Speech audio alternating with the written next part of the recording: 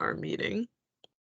I was going to give Peter a minute, but I guess we can go ahead and start to call our meeting to order at 11:05. And Sorry for being late. He is. That's okay. We were waiting on you with awkward silence, Peter. So sorry, everybody. Okay. So we've met our quorum, so we've called the meeting to order already, Peter. And we have a pretty busy filled meeting, so we'll go ahead and get started for sake of time. And but before we start, though, I wanted to ask everyone. I did send some attachments in the last email to the committee, and included in those were the previous minutes from the last minute for January 25th and also for December 7th.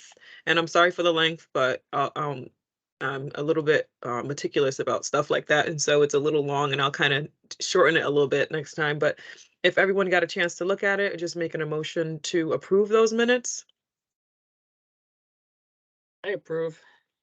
Peter? Okay, anyone second? I'll second. Any opposed? Any extensions? Modifications? None? Okay, so then we will move to approve that. And then I also attached the presentation for Deloitte as well. I just want to make sure that everyone received what was sent in the message, and that was in the last message, and that was all okay. All right, so we'll start on the agenda with Peter giving us the update on the ARPA update. Oh, starting with me. Whoa. Always. This is Peter Mason. Princess, did you announce Oh yes, I apologize. I wanted to announce we have a new member, Gunnar. It's on my notes here in front of me, but which I'm not looking at. I wanted to announce Gunnar has joined us as a member, and I'll give Gunnar the floor to introduce himself and tell us about him. Hi, everyone. It's nice to meet you. Dawn, it's great to see you. I remember you from the South Region Regional Advisory Council. My name is Gunnar Abrahamson. I have the pleasure of serving as Jordan's new executive secretary here at Central Office. I come from the South Region. I spent about 1.5 years there, where I had the pleasure of working for Thomas Daly and Cress Secaroli. So it's great to meet all of you. I'm excited for my opportunity to sit on the committee. So I'll just kind of sit here, listen, and much appreciated. Thank you. Thank you, Gunnar. Welcome. All right, so we can go on with Peter's update. One more thing, Princess. Did you say anything about Cress? Well, I didn't know if I was going to do that now or just wait until he's able to join us that day. Well, I think we should probably let people know. So okay, that's up to you. You want to do it? You want me to do it? You can. Okay. So as you know, we had Joe was here, and he was the co-chair, and he then now has moved on to the Lieutenant Governor's office. So we have now had Cress Secaroli, who's the regional director for the South Region, will be the co-chair. He's on vacation this meeting, so hopefully at the next meeting he'll be here. Cress will bring a wealth of information. He used to oversee public programs, so he knows the public staff very well. So hopefully that will give us some insights to that as well. Let me just get my piece for the update. So at this point, we have 26 agencies that have submitted that they're interested in providing a transformation plan in phase 1. Of those 26, we have 11 that said they were definitely going to be putting in a transformation plan.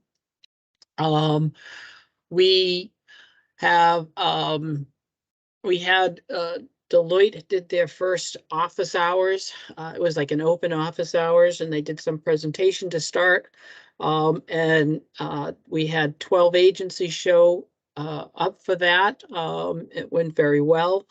And of those 12, some of those agencies hadn't said that they were going to put in a plan for the survey previously. So we have additional providers that are going to be looking at that. So we're excited that people are starting to look at this and move forward.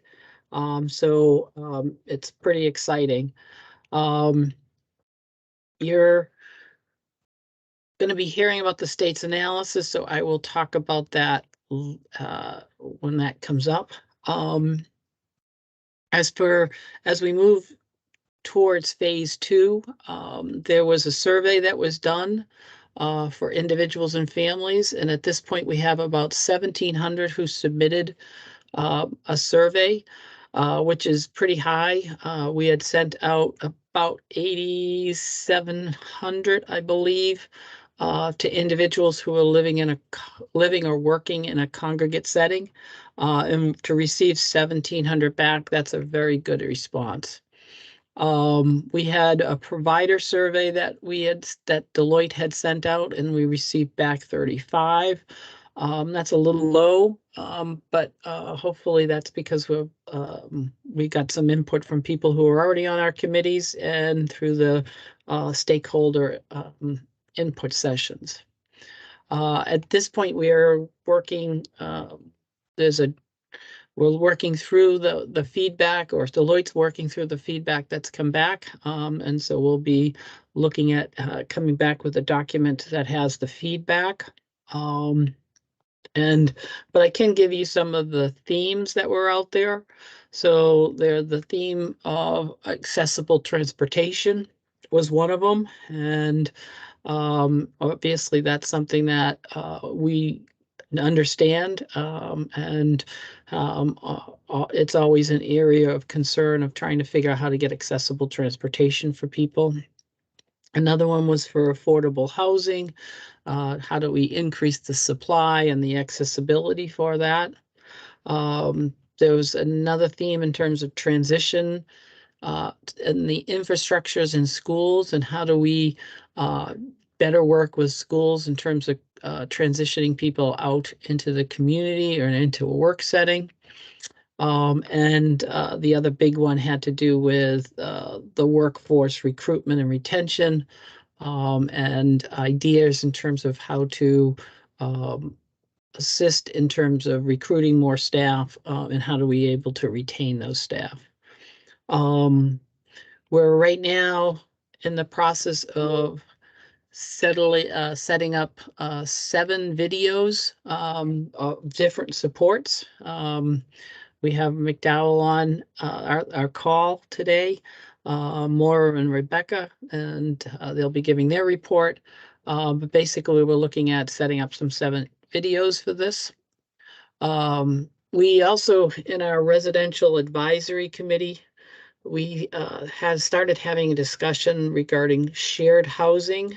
And by shared housing, I mean that we have a number of families who are looking at or want to purchase a house and have others live there with them.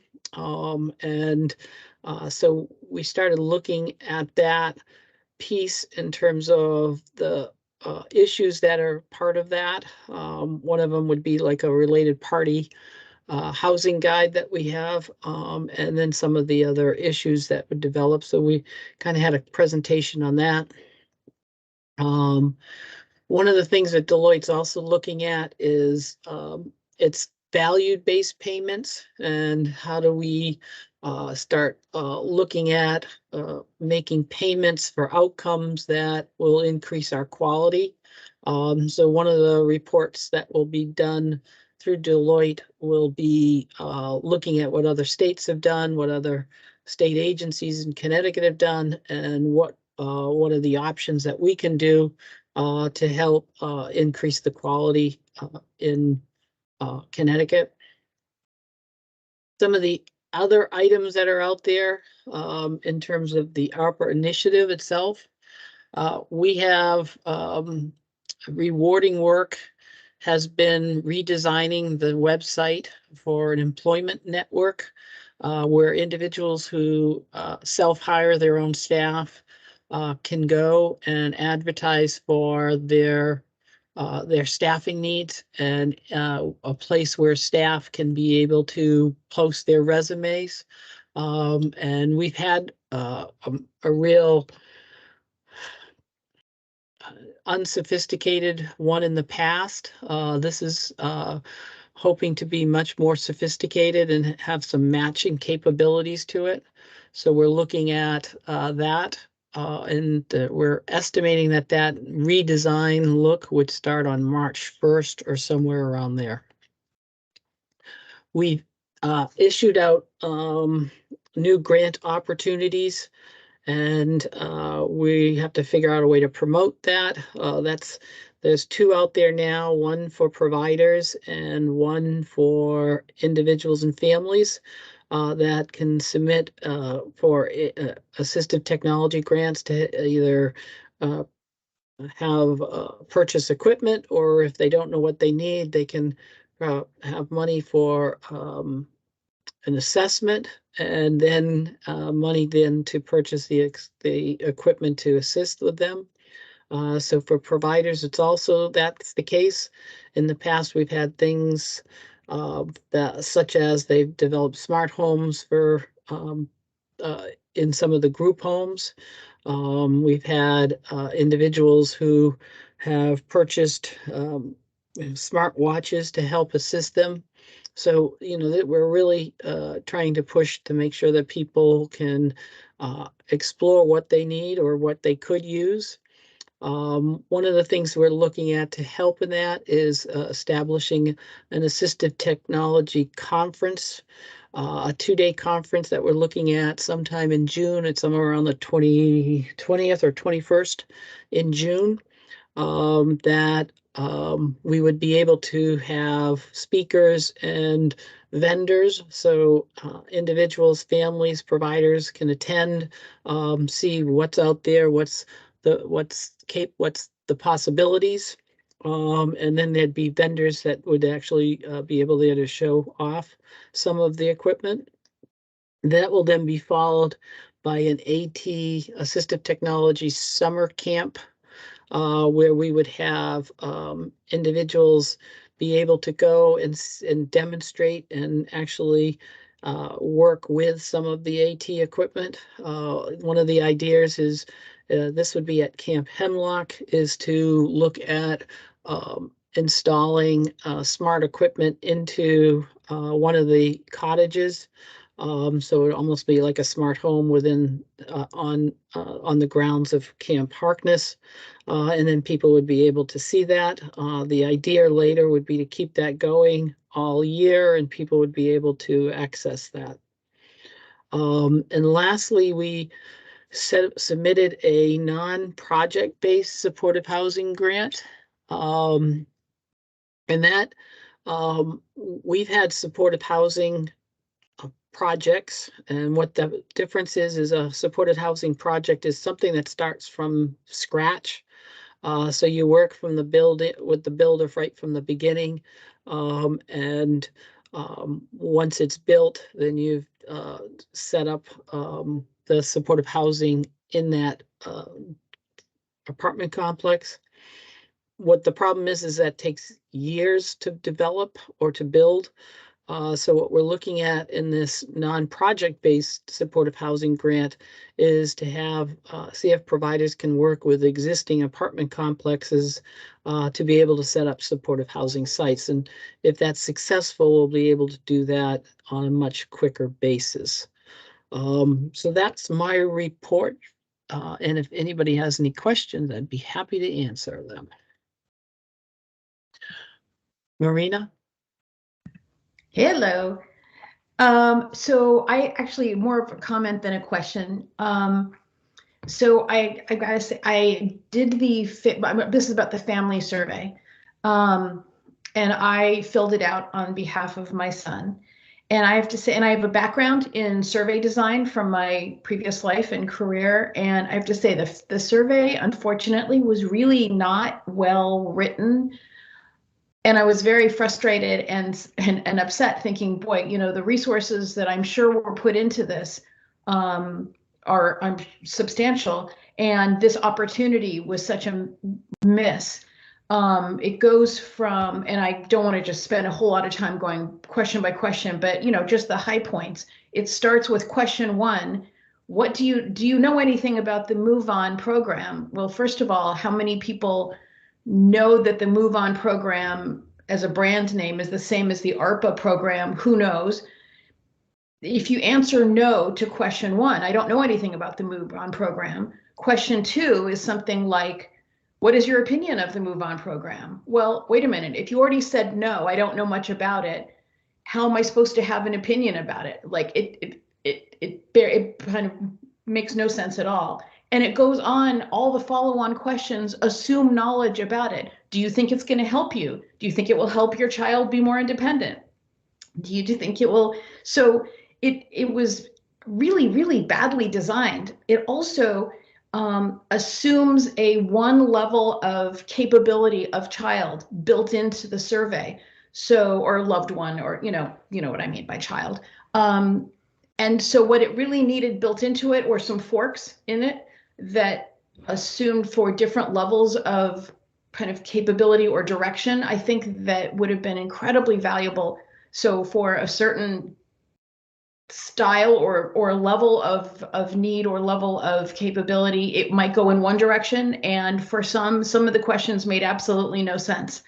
So I feel like that was a real missed opportunity to do something that could have been better. And we've got families would have for free, you know, done some test drives, and also have backgrounds in professional survey design who would have helped beta test this before it went out, and you would have probably gotten a lot better information out of it. So anyway, there you go.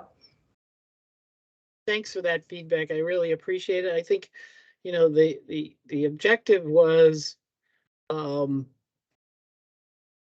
what we're looking for is trying to find what people knew right now. The idea here was that we're going to be doing this again. And so this was like a baseline of what you know, and then do this again in a year to see if all the communications and outreach we had has made a difference. Do people now understand what we're talking about? So that's why it was designed that way. But I mean, your comments about, you know, testing and all that stuff, when we go to look at the follow on, you know, we have more here, and maybe that, you know, that can be then shared with this group or some parents to get their opinion as well. Laura, I don't know if you have anything you want to add to that.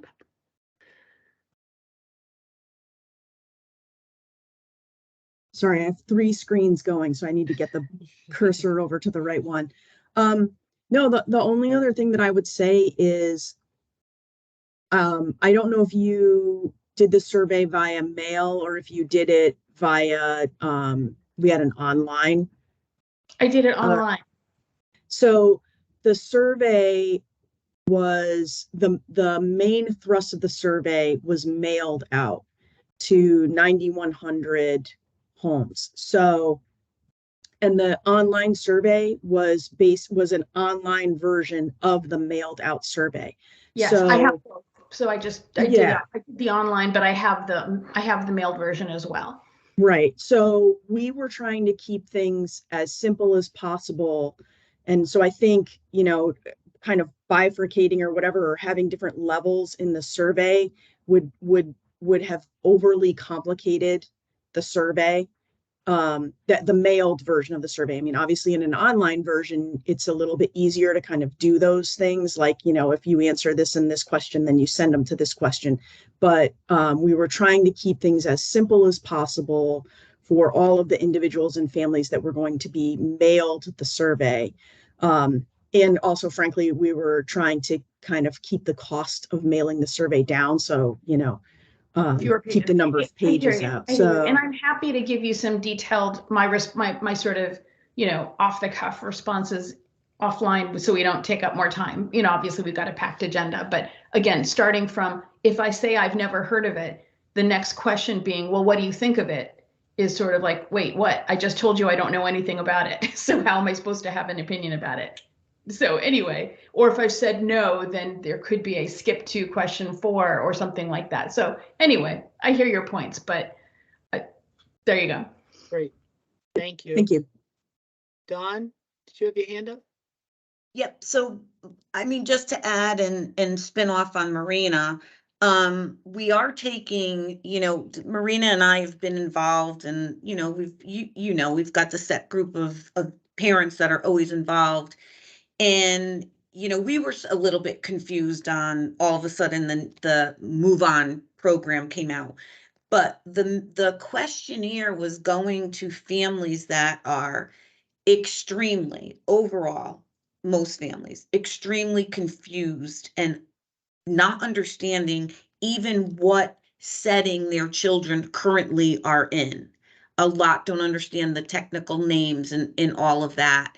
So I think it might have added more confusion. And I understand that it went out as initial to find out to actually compare it against it, a like survey going out in a year to just measure, has our communication got better?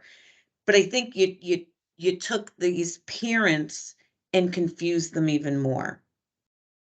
And I'm not sure if parents even knew what they were answering in the survey. Great. Thank you. Is my fear. I appreciate that. Thank you. I mean, we're not, you know, we're not being critical, but we're all in this together. And from parents' perspectives and out there hearing and meeting with parents and being out on social media where parents will reach out to us, knowing that we have, you know, we're involved and we do have kids in the DDS system, there was a lot of confusion with that. And there was also a tremendous amount of confusion with the stakeholders meetings and the PowerPoints that were done. A lot of parents were attending those thinking they were going to learn about different programs or going to have the opportunity to ask about the particular program for their child. So I think we might have added more confusion to it than we needed to. Okay. Well, this is valuable feedback, so thank you so much. Yes, thank you. We'll look at maybe putting out some clear messaging about what stakeholders sessions or, you know, future sessions will be about, so that they are clear about that before they are attending and can be prepared, you know, to get the feedback that they need to, so they understand. I can understand that confusion too as well. And Dawn DiMatteo, parent, do you have any feedback from those stakeholders sessions as of yet? This is Peter Mason. Yes, we have we do have the feedback. We're Deloitte's working on a write-up of those. Okay. We don't have anything to share right now, though. Okay. Thank you. Okay. This is Princess here. Thank you for the feedback, both Dawn and Marina. We appreciate that. And so, yes, with our tight agenda we have today, I want to be able to move on and make sure we get everything in. And so, Peter, you're all done. We can move on to, does everyone mind if we have Deloitte go first following Peter's report? Because I think that would make more sense in the agenda. Is that okay? Okay. Sorry to switch that up on you. All right. So Julia, Betsy, you guys can have the floor. Thank you, Princess. All right, we will go ahead and provide an overview of our current state assessment. I always struggle a little with Teams.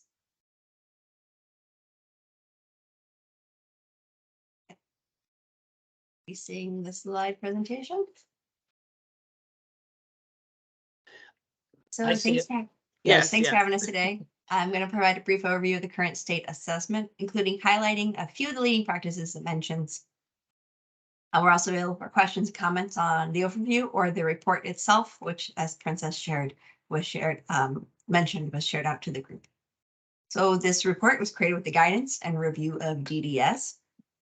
And the purpose of the report is to collect information and leading practices about home and community-based service transformations in other state IDD systems to inform design and moving on initiative. This included information on promising approaches to service delivery, how to motivate change, and ideas for how DDS can really help to support stakeholders through this process. Okay, are we seeing the next slide? Great. So it's a 60+ page report written with a government audience in mind. The DDS has also chosen to share it more broadly. It's got 3 sections: executive summary, research findings, and an appendix. If you're short on time, but you're really interested in the report, we recommend reading the executive summary and then the high-level research findings from other states section.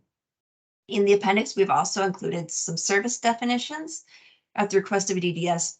You know, lots of states have similar services under different names or services with similar names, but that have key differences.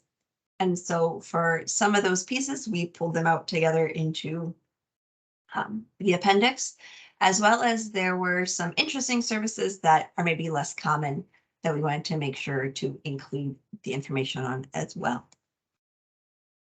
So the report focused on 5 states in Connecticut. The states are Arkansas, Delaware, Maine, Missouri, and Pennsylvania.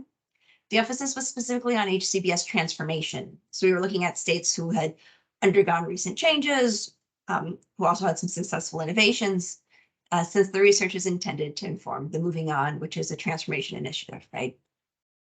It included looking to see if changes to waivers through the CMS waiver amendment process would be necessary. A real overarching finding from the research reports is Connecticut is really, upfront with other states when it comes to IDD.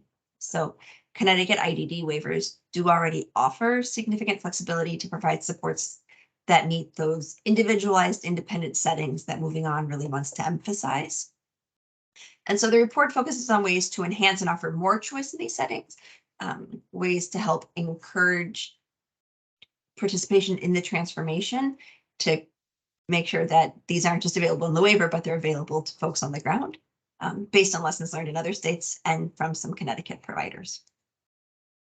This is just a quick overview of the state interviews that we did. The Connecticut partners were identified by DDS. The leading practice categories, we're gonna dive into these as we go through.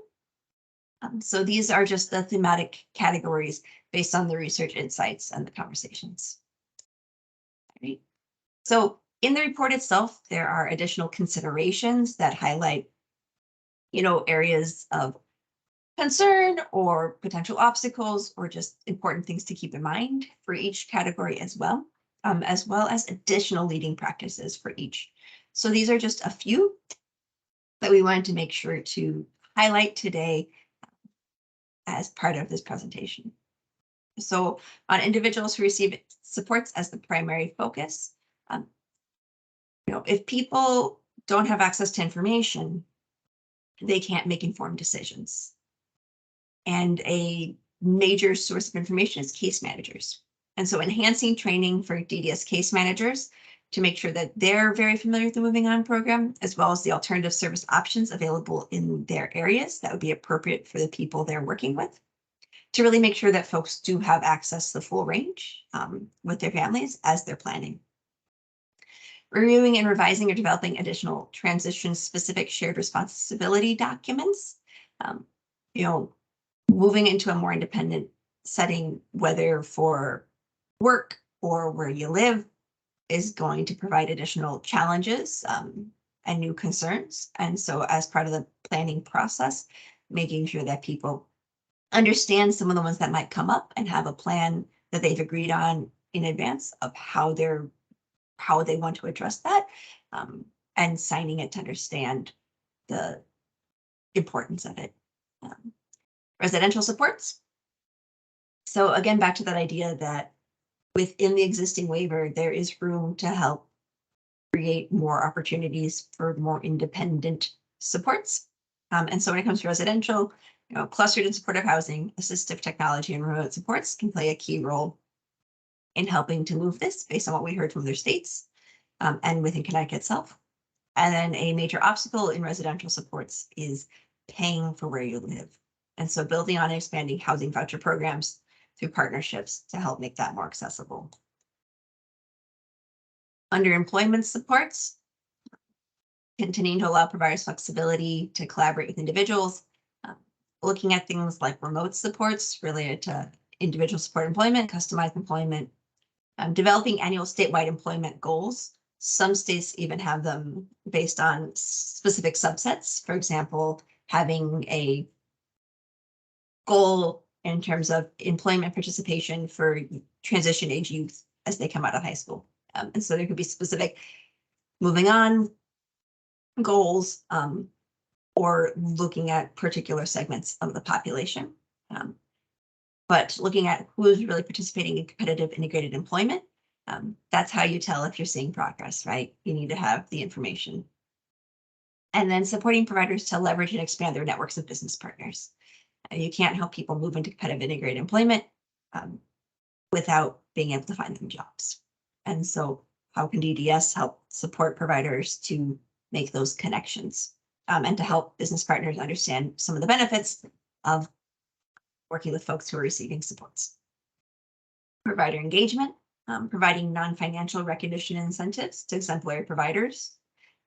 So in Missouri, what this looked like was if providers hit a certain designation related to employment services, if they hit certain benchmarks and exceeded them, they received a purple ribbon that they could display on their website, put in their marketing materials. The Missouri Department of Developmental Disability Services created press releases that providers could then point to. And it really allowed people who received services and were, looking for who they wanted to work with in terms of providers, when they were looking for an employment provider, to say, well, I'm going to go with the purple ribbon provider instead of the other one because I want someone who's going to help me meet my goals, which then drove other providers to hit those benchmarks as well. Host facilitated calls where providers can share updates related to their efforts and, both challenges, but also share their successes, right? If somebody's found a way that works for them, that's really helping them get some momentum. We'd love to see other providers learn from that. Assistive technology and remote supports, providing a trial period for remote supports adoption. Often people have some fear and concerns about jumping into that, and some states have found that easing the transition in can really help. DDS is, of course, hiring a statewide assistive technology director, having them lead up a technology task force that also includes people who use assistive technology themselves to create tailored education materials that are going to really resonate with other people.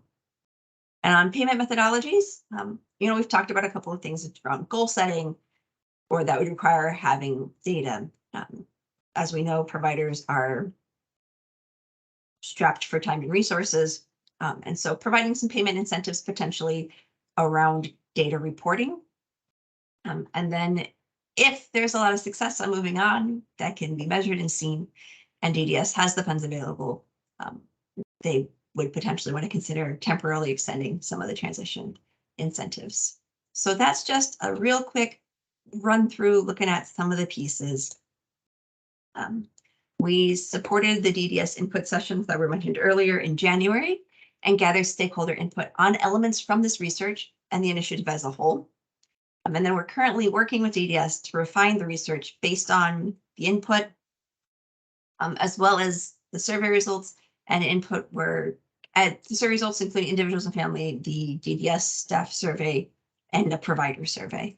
And then also we're hearing from groups like this to create a specific transformational model. It's going to highlight routes to transformation. They'll emphasize DDS support and tools for providers and other stakeholders. And, there'll be more details coming on it soon. So any questions or comments?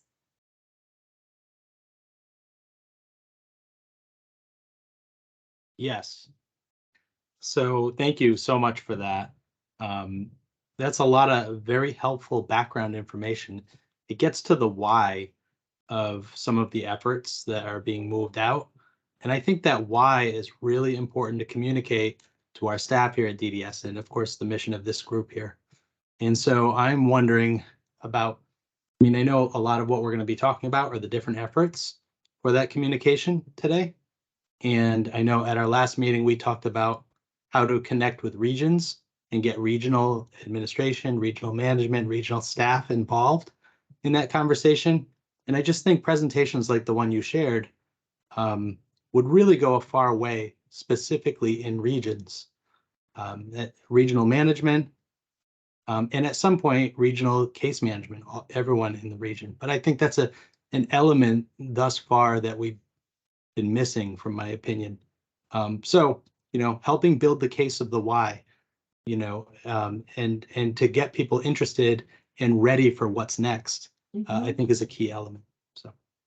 Thank you, Wayne. No, that makes perfect sense. And even when we saw early on when we were developing the phase 1 transition plan template, right? And we had some meetings with folks from the regions, and we were hoping the meetings were going to give us feedback on the transition plan template, but people weren't ready for that, right? And it did give us a chance to talk through some of that way. And it does, like, clearly there's an appetite and a need. So thank you for that feedback. So this is Peter Mason. And so some of the things that I saw, I'm gonna bring my list up here. Because it was very thorough. If you haven't read it, please do. What other states do is important. And what we sometimes get, well, why'd you pick these states versus other states? And one of the reasons we did that is in the initial review of states, it was pretty clear that Connecticut is not far behind, if not in the leads for a lot of initiatives. And so there was no state that's gone further than what Connecticut has. So then we looked at, we had Deloitte look for those initiatives that are out there that we could use in our system that would help move us forward.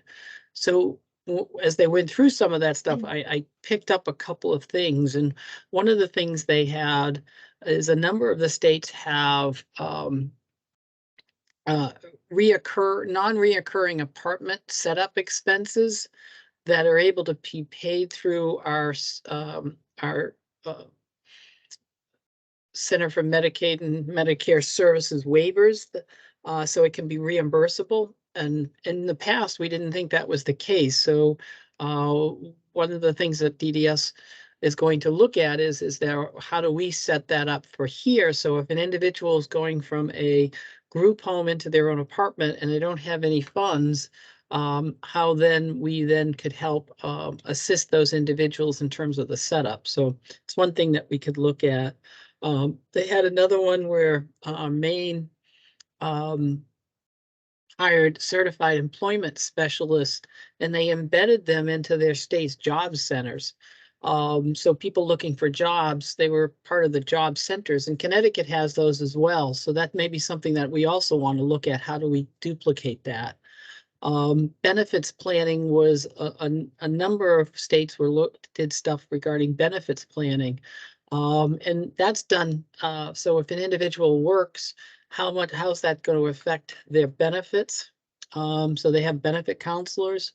And so we may want to try to figure out how do we work better with BRS in terms of establishing benefit counselors.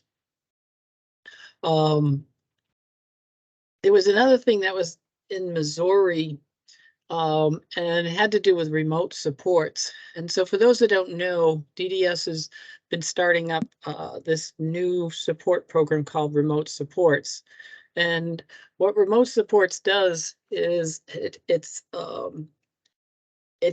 allowing individuals to have more freedom, but it's also a way that individuals could have the freedom, but there'd be oversight as well. And so how that's done is through technology.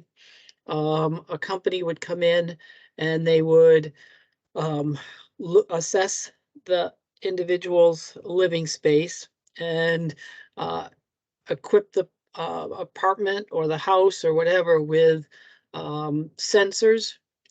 So for example, if the individual or family is not comfortable for the person to be cooking without staff there, there'd be sensors to make sure that none of those equipment can go on without somebody knowing that. There'd be sensors that would allow the staff to know an individual came home and went right to bed. And now it's 7 o'clock, nothing's been done. No, if the person hasn't come out, the person hasn't started the opened the refrigerator, hasn't started cooking on the stove, there'd be an online staff that would be able then to communicate with the individual to find out if that individual if there's something wrong. And one of the key components to the remote supports as well is a backup agency, so that if something looks like it's wrong, there'd be a backup agency that would come in and provide the supports. And so I just want to give you that kind of program that we're looking at, and that's Missouri has this, but they also started on a small basis. And so maybe 1 or 2 hours. So we may want to think about allowing families who may want 1 or 2 hours where they would want to see if their individual or loved one would be able to be at their house by themselves with a remote supports program going. Instead of trying to do the whole thing, they were looking at just real small time just to get people to introduce to it. So that may be something also that we want to look at. So some of these are, it was really interesting to read and see what other states do. This is Princess here. I see we have some comments. Let's see. I just wanted to revert back. Shannon had mentioned that she also shared the same experience as Marina and Dawn previously. Betsy from Deloitte mentioned that even costs like pest control and buying coffee makers were included in that too as well. And then Marina mentioned that benefits counselors is an ACE idea. BRS has had a few really good ones, but that's too small of a resource for everybody, and not all have access, which is true. People can pay privately for this, but it's cost prohibitive for so many folks. But it's an awesome idea for something that's a really complicated balancing act.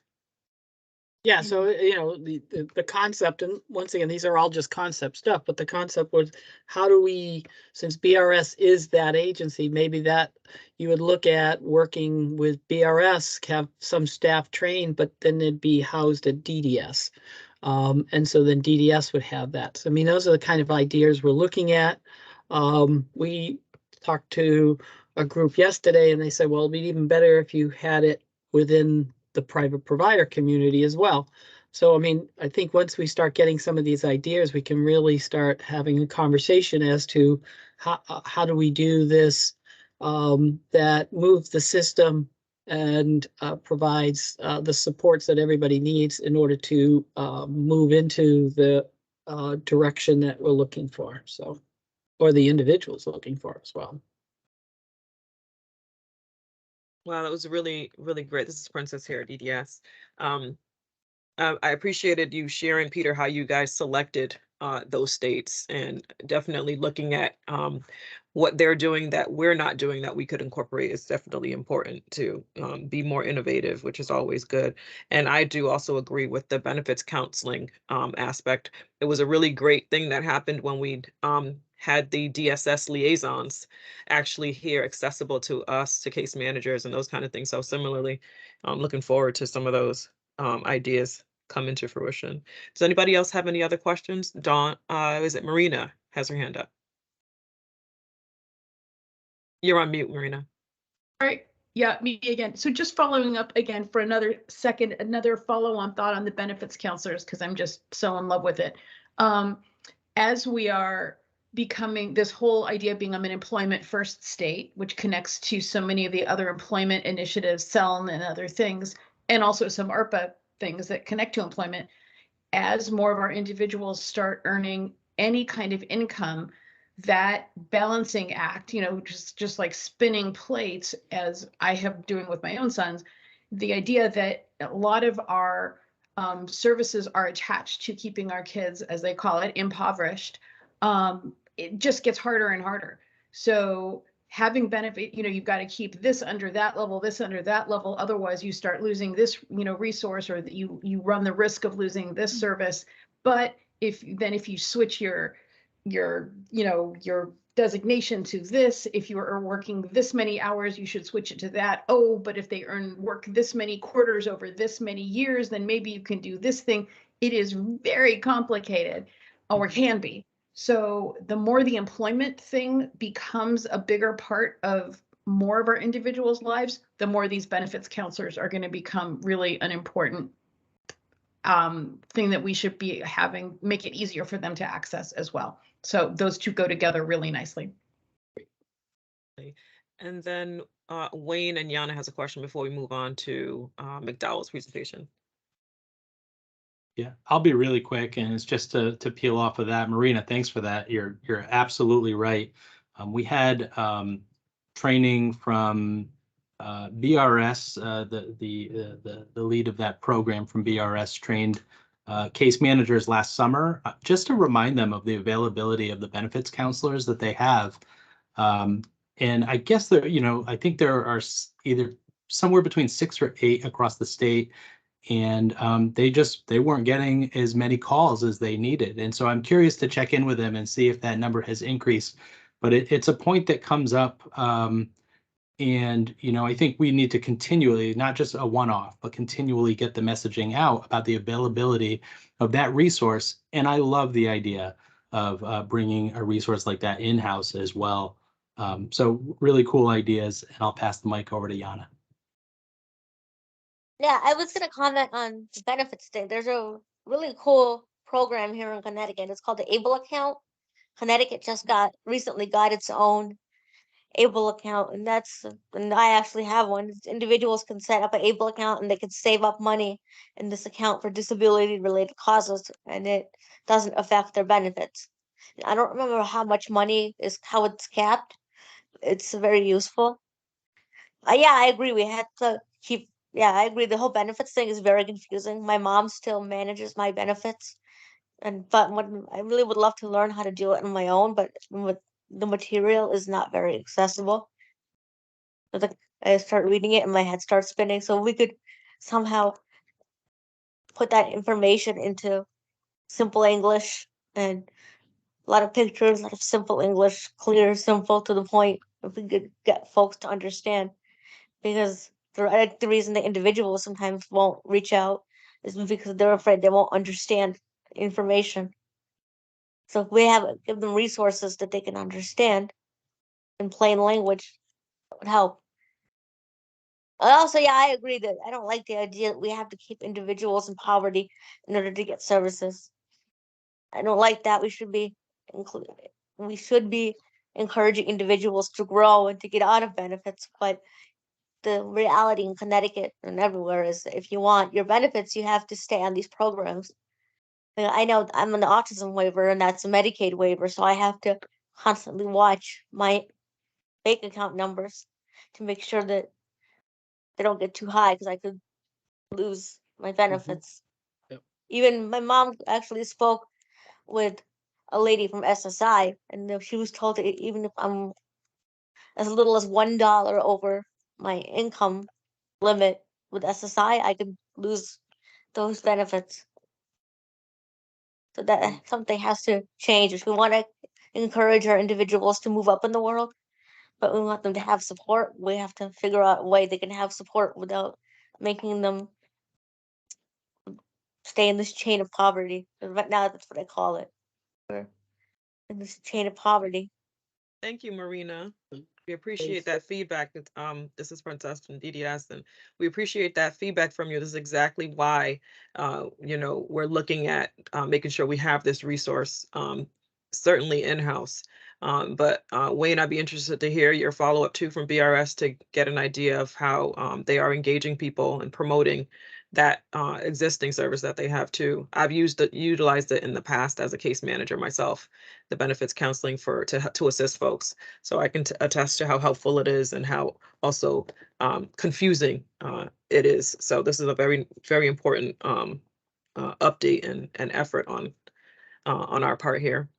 Excuse me, All right. Princess, I just want to go to the comment from Yana regarding remote supports and Okay. how we make sure individuals have their privacy. This is Peter Mason, if I forgot to say that. So Yana, that individuals who decide to do this wouldn't be done without the approval of the individual. And that's where they would go in and they would look at, what is it that the individual may need assistance with, and what areas that they would look at in terms of setting up these sensors. And there is a staff that is from the provider. There'll be a staff that's monitoring all that. But unless the individual calls out or wants to talk to somebody, they wouldn't be talking to them. So, it is an issue of the privacy, but the privacy then gets worked out between the provider and the individual in terms of how to set that up that they're comfortable with. Did that answer your question, Yana? Yeah, I just don't want it to turn into kind of like a Big Brother is watching situation. Because our folks deserve their privacy and dignity. Great. Thank you so Absolutely. much. And thank you, Peter, for checking that uh the chat box there. I'm multitasking here. Yep. All right. So we can move on to McDowell if that's all for questions and comments. And for sake of time. All right, Maura, so we'll turn it over to you. Hi, everyone. I'm Maura Fitzgerald from McDowell Communications Group. Can you see my screen? Yes. Okay. So we've already talked about the individuals and families survey. I don't know if Peter mentioned it or not, but we do expect to have the report from the survey research firm that did the research by the close of business today. Peter also mentioned that there is a survey kind of similar to the individuals and families one that is out right now. It ends tomorrow at close of business, and we expect a report back next week. As of the end of last week, there were roughly 280 surveys that had been started and 200 or so that had been completed. And the survey research firm believes that the reason for the disparity is this survey is completely online. So it is set up with the first question is, have you heard anything about the moving on plan? And if an employee answers no, then the survey terminates at that point.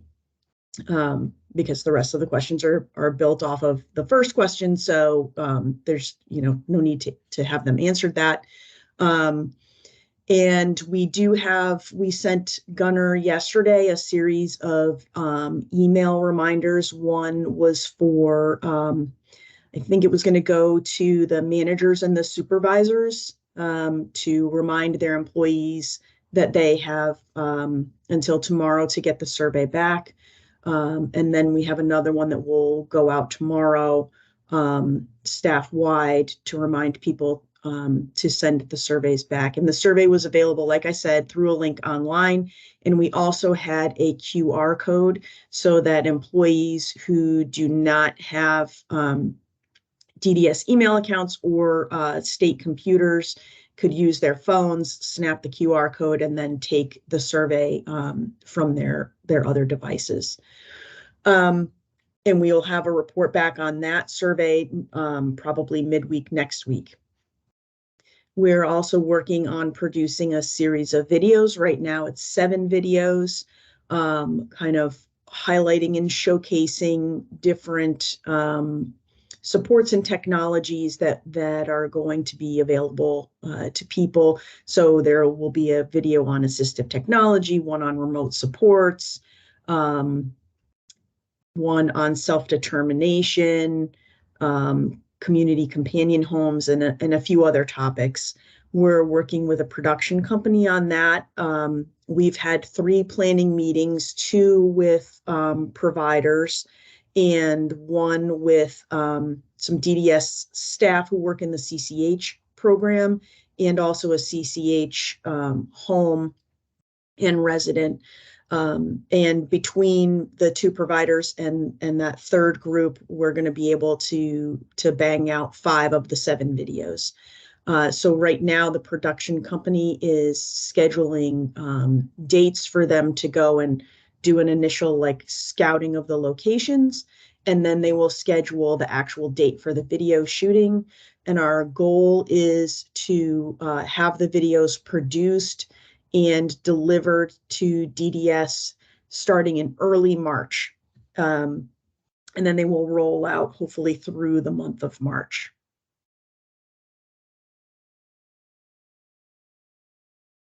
We are also working on a newsletter. We have the first draft of the first edition written and designed graphically, and almost ready to send to DDS for their internal review. We're just waiting on one kind of decision point to be made between us and DDS. Our goal is to send this first newsletter and probably the first several newsletters to everyone. So all of the individuals and families, which means we will be mailing out to about 17,000 people, DDS staff, providers, and other stakeholders that DDS would like this newsletter to go to. It's not going to go out solely by mail. Mail is for individuals and families. Staff, providers, stakeholders, we will be emailing the survey out. The newsletters are going to be providing an update on all of the different committees' activities and what's going on with the plan, and that update will happen every other month. We are also working on putting together a communications plan, which will kind of guide all of the communications moving forward, and it's going to be a multi-audience plan. And our, from McDowell Communications Group, our kind of focus is on individuals and families and the DDS staff, but we're also going to be working with Deloitte and making sure we're coordinated on communications that are going to providers. And this communications plan will also be a multi-channel plan. So, you know, we have the newsletters. We're going to be involving the website, both the internet and the intranet for DDS employees. It will involve traditional and social media, forums, interagency communications, mail, both snail mail and email, videos, the use of the DDS YouTube channel, and probably other channels as we identify them. And then finally, we do have some needs as we're putting this plan together from DDS, from Deloitte, and others. It would be very helpful for us to know what scheduled events, activities, meetings there already are planned in the coming months. You know, I know that Peter mentioned earlier, you know, there might be an assistive technology showcase on June 20th and 21st, and the assistive technology summer camp. So things like that, events that are being planned, it's good for us to work them into the communication plan. You know, Peter also mentioned the supportive housing grants that are being worked on. You know, knowing when grants are being awarded or other milestones are being reached, things like that will be good to include in the communications plan. And this plan is not a static plan. So we're going to get this to DDS by the end of next week, but it's going to evolve and it's going to change as time goes on. So we need to be continuously updated from the committees and DDS and Deloitte on what's going on, and that will kind of help the plan shift and move. So it would be helpful to know the kind of schedule of regular recurring messages and communications to DDS staff. For example, we know that every Friday the commissioner sends an email out to the staff. If there's a case manager newsletter that goes out internally, any kind of communications that DDS is doing internally will be very good for us to know, because we can factor that into the plan. And then we would love to get input from this committee on the DDS staff needs. We're going to be working on FAQs and talking points, and a lot of that will be in conjunction with Deloitte, but it will also be in conjunction with DDS and, you know, Wayne and the case manager group. We need to know what the committee is hearing from individuals and families, and from the case manager side, you know, what and DDS staff in general, what are they having difficulty explaining? Like, where can we help with providing FAQs or talking points, or, you know, fact sheets that can be given out to individuals and families? So all that type of input from this committee and the other committees will be very welcome and necessary as we move forward with this. So those are the things that we're working on right now, and I'm going to try and unshare my screen. So just give me 1 second, and then I'm happy to answer any questions that you all have. There it is. All right, did I stop sharing? Yes. Yes, you did. Okay, good. Wayne has a question. Yeah, it's actually more of a statement. Wayne Side LDDS. Yeah, thank you so much for that review of kind of what the plan is. I'm thinking the same way. It is really important that we engage directly with the regions and arm them with the information. I'll tell you about a few efforts that we already do have underway, in case you're not aware, and that is that, you know, since December, we've been having ARPA updates at my monthly statewide case management supervisor meeting. Keith has been joining. This upcoming Friday, Princess will join as well to talk about some of the activities from this committee. But the goal, the thought, and the intent there is to ensure that case management supervisors are armed with the latest information that directly pertains to the questions they might be asked from their case managers about this. I think you're right on target about trying to figure out what are those questions, so that we can come up with some really simplified bullet point information, talking points to offer case managers. I think some of the experiences shared by Dawn and Marina and others in the committee about what some of the families are experiencing on the other end when they have questions for their case managers are really valuable. And, you know, some of it is in relation to timing, I think. You know, what you say when.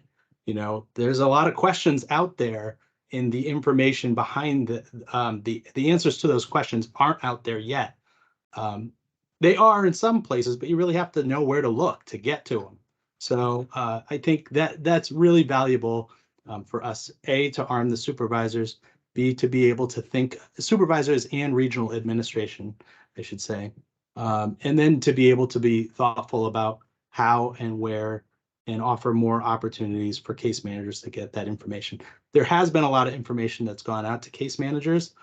It's available to them. It's kind of just knowing which email should they refer back to get the answer to that question.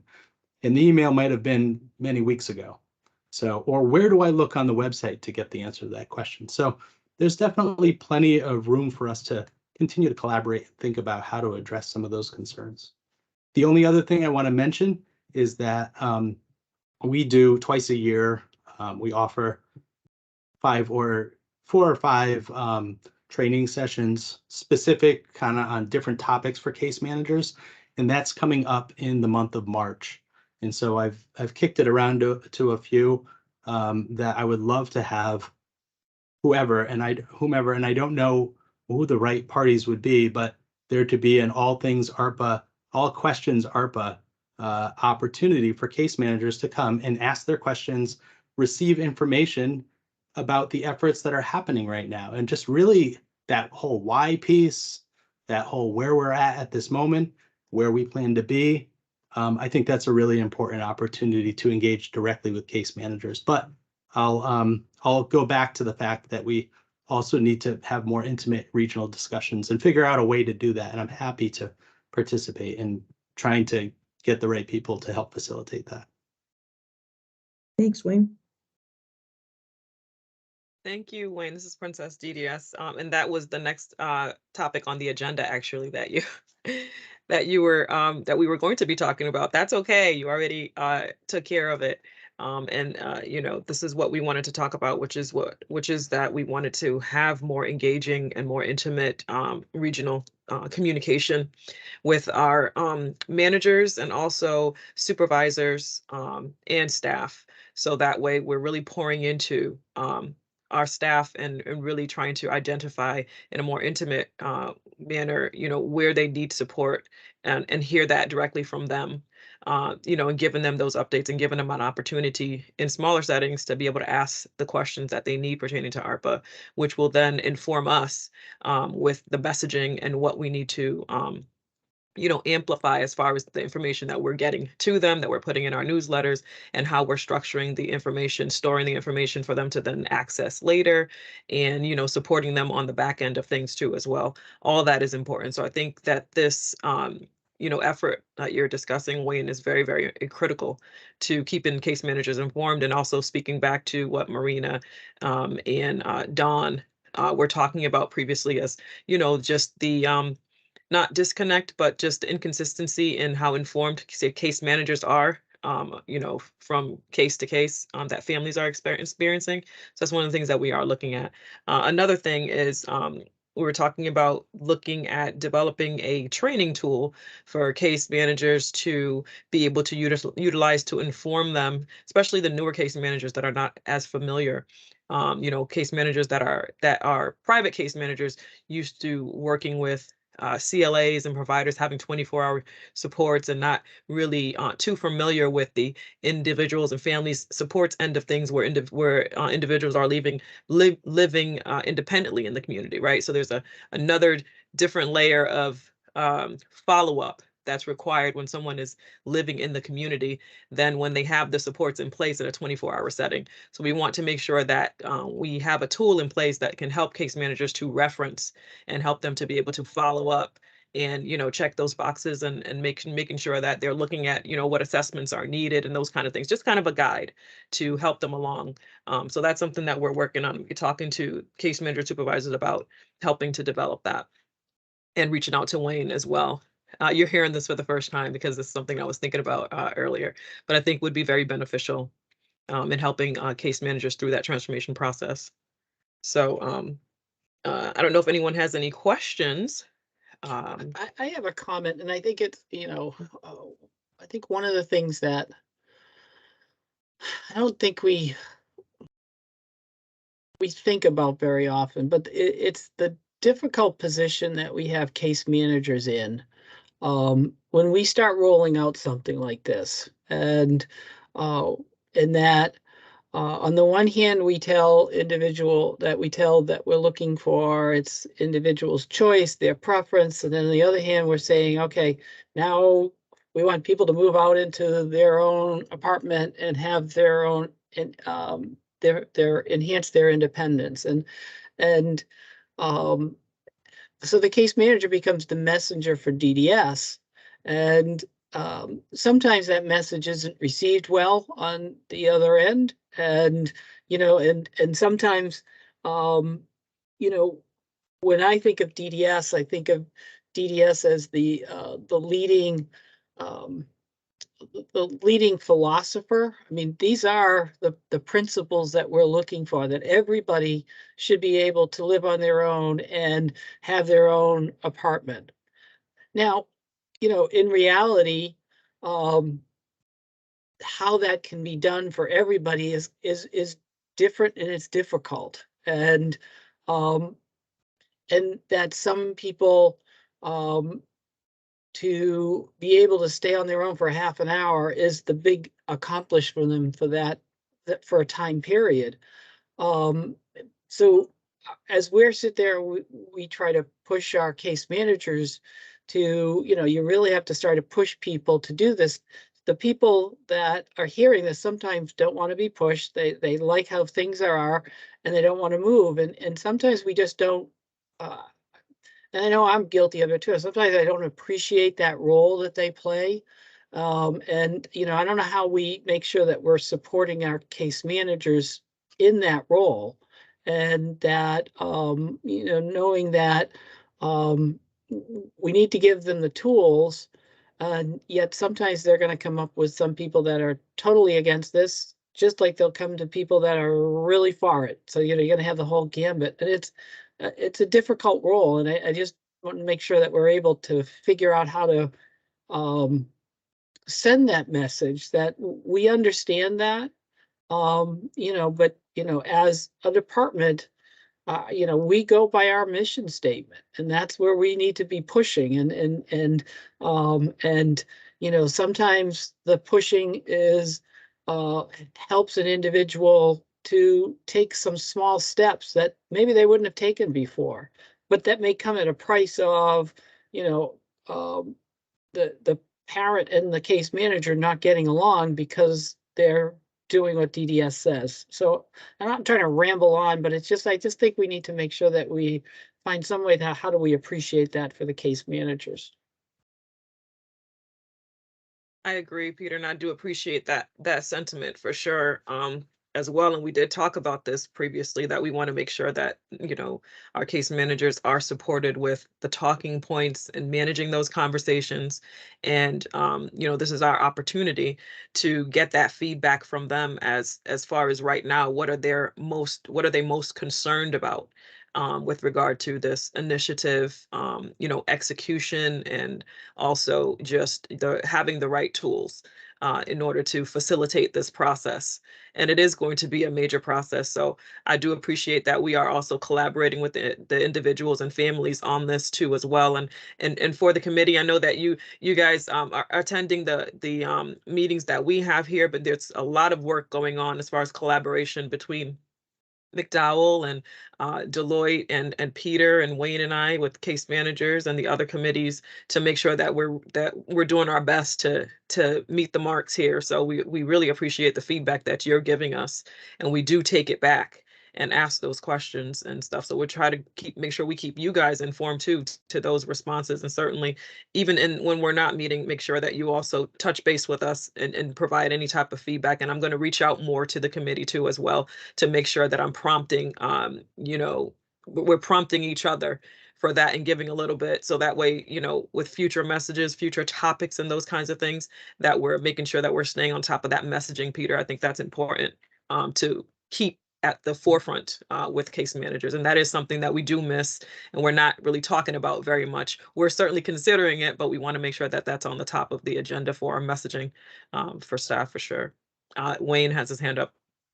Yeah, I don't want to take any air out of the room. Wayne side LDDS, so I'll be quick on this one. No, thanks. I appreciate the acknowledgement, Peter. It's something that I think about a lot as well, and that's why I think the why and communicating the why is really important, and why I brought it up. And the other piece is I think that the videos that are being done are going to be really good too, because I think fear of taking those steps is a huge inhibitor, and that's something that, if a case manager is speaking with a family about all of these options, the fear of the unknown is huge. And so to be able to see it in action, and I will also say, from personal experience as a case manager, when you are successful at working with a team to overcome some of those fears, and then the realization of independence occurs and you get to witness that, that is a powerful thing. And there's no convincing needed after that. You're motivated to try to make that happen for others. And so I do think that the videos is a great idea. And I think that us communicating the why behind these is really important. I just wanted to add, this is Princess from DDS too, that I know that there was some confusion, or a lot of confusion really, around moving on. But I did want to speak to the concept behind moving on, because, it was it's the idea and the mission, the DDS mission and vision is that, our mission is always to, continuously look at individual planning and making sure that we're, supporting folks to live in the least restrictive situations possible, to, try to make sure that we are maximizing their opportunities to transition and to, transform. And this is where, ARPA comes in. And I think the idea for moving on was that is not being complacent and not staying stuck and just having a CLA situation or a situation where there's increased supports and, that type of supports in place, which is there necessary to support the individual, but making sure that as a team, we're always constantly looking at, what else can we do? How much can we support this individual to have more independence and really speak true to our mission and really be actively doing that, all the time as a team. And so that's where the moving on term came from, not staying in the CLA situation or their current situation, but moving on to more independence and whatever that independence may mean for an individual, just like it was mentioned before, that 30 minutes of alone time may be huge for one person. 2 hours may be huge for another person.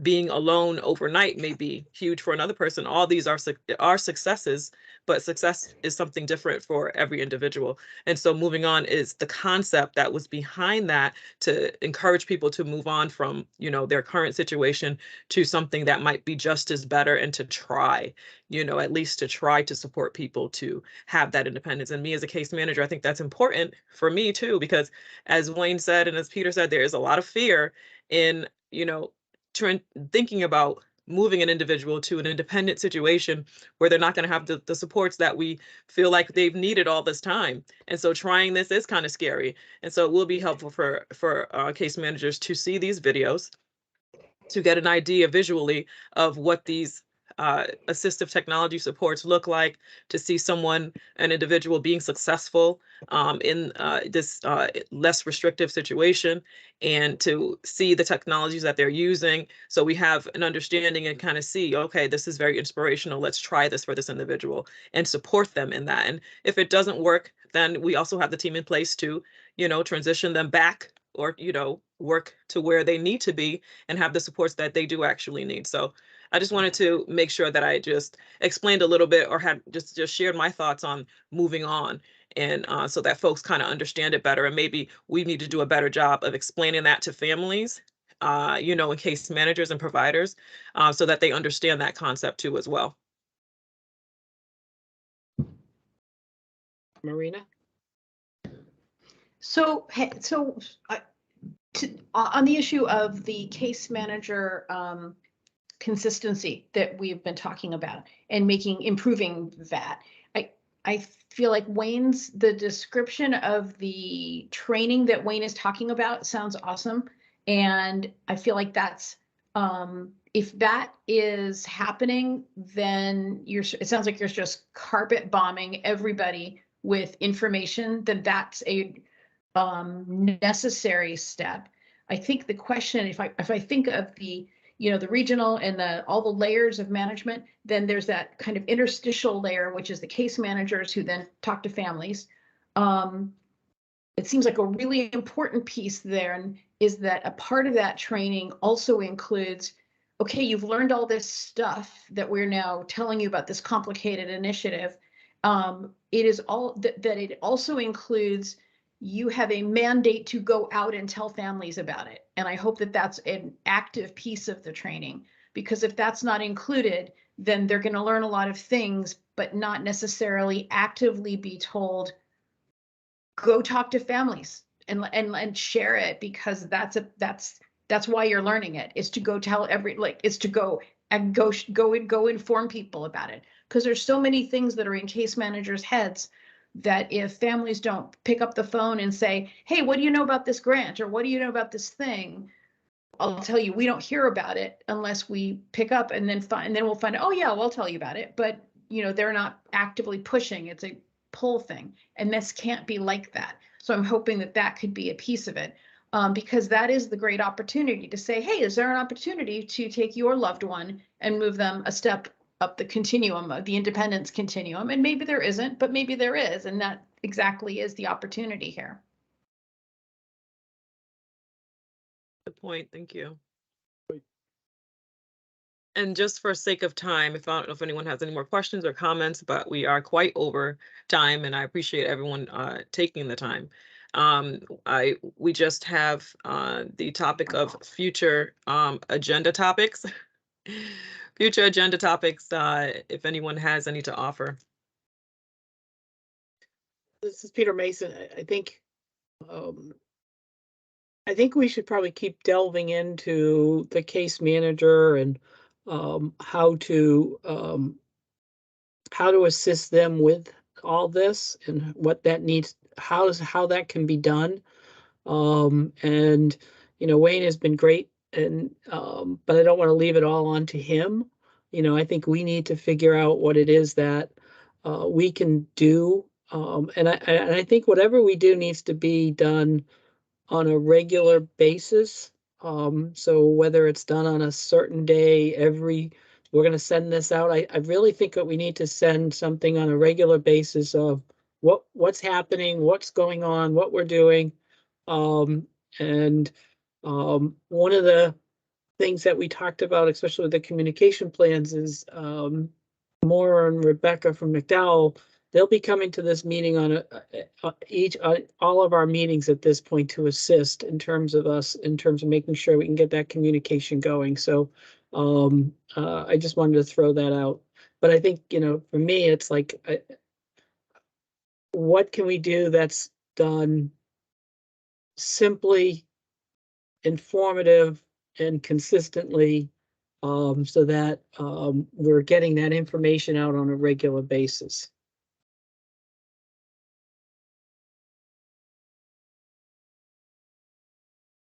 That's great, Peter. And I actually absolutely agree with that. And that's one of the things that we will be talking about when we do meet with case manager supervisors this Friday, and just moving those efforts forward. So we have some feedback to give to the committee, so we can talk further about that and how we can better support them with whatever information we can get out to them. So, but I agree with Marina. Yeah, the information is good, but it's better when you get it out to folks, even if it's just saying, I'm not sure if this might be useful to you or not, but I'm just sharing this is some new information we just have, but just sharing information, constantly sharing the information that we do receive is another opportunity too. That's something to look at. And it's quite a bit of information too.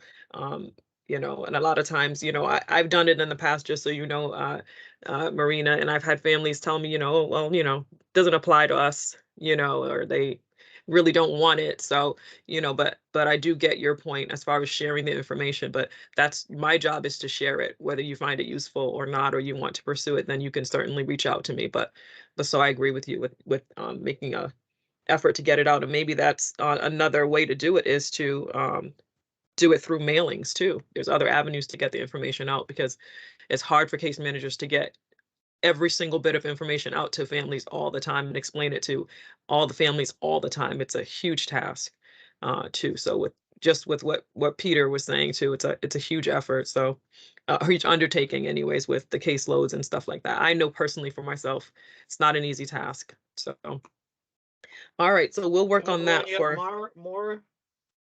Yeah, I just Okay. had, this is Maura Fitzgerald from McDowell Communications Group. I just had one comment kind of going off of what you just said, Princess, and this is kind of a plea for assistance from the committee members. You mentioned doing mailings. That can certainly be done, but they are extremely expensive.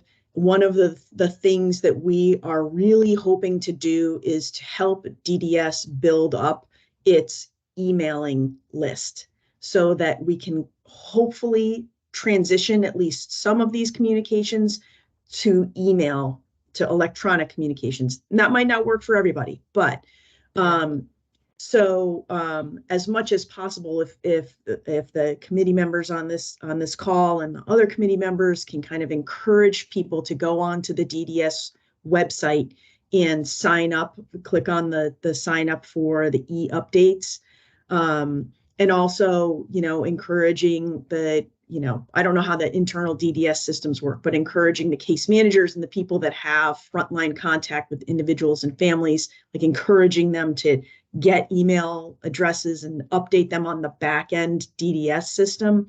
It would be great to help them build up the email list that they have. Great point. Thank you so much. This is Peter Mace. I got one last thing, and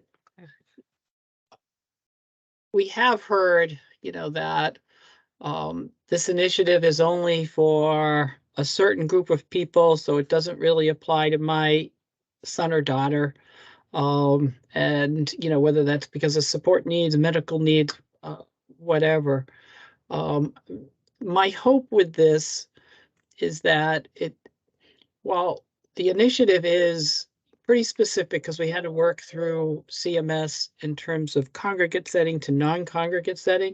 But my hope is that, you know, and maybe we can figure out how to message this with case managers as well, is that while some individuals may not have the skills at this point to move into the community or into their own apartment setting, what is it that they can do? What is it that how can we start to increase their independence? And so my hope is that it starts the conversation, you know, that, you know, maybe it's not the big global piece that we're looking at, but those smaller pieces are those little victories can make a big difference in people's lives. And we need to figure out how to have that conversation and how to switch some of this conversation from it's black or white. You're either going to go there or you're not going to get anything, to, well, yeah, what is it that we can do?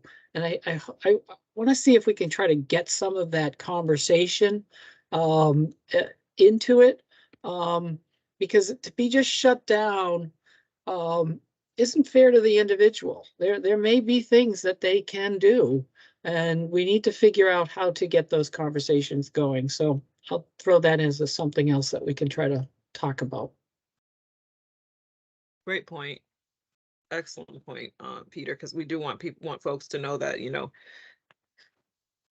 it's not about, you know, just being independent in the community and having remote supports. And that's not the end goal. You know, the goal is to increase the independence, the best, most safe way for folks to give them a quality of life that they deserve, that they're entitled to.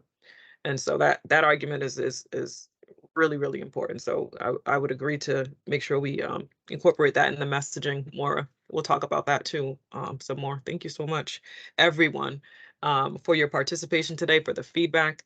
It was really, really great to hear some of the progress that's going on with Deloitte. And we're looking forward to hearing the feedback that comes from the surveys as well, and seeing what we get from that to inform us on moving forward. We just wanted to announce that our next meeting is going to be February 22nd at 11 o'clock.